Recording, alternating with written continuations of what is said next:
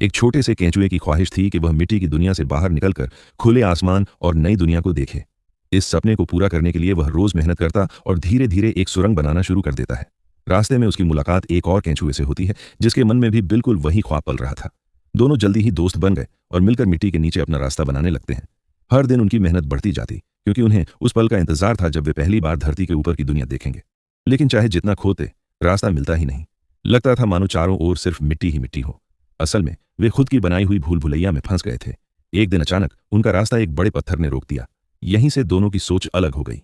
एक को यकीन था कि वे सही दिशा में हैं, जबकि दूसरे को लगा कि वे गलत रास्ते पर बढ़ रहे हैं। बहस हुई, मतभेद बढ़े और आखिरकार दोनों ने अलग अलग राह पकड़ ली।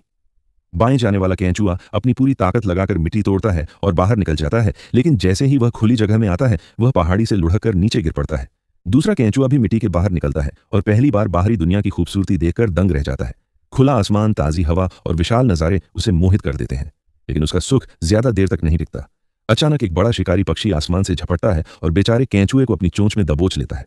दूसरे केंचुए ने अपने दोस्त की चीख सुनी और डर के मारे वह पहाड़ी की तरफ भागा।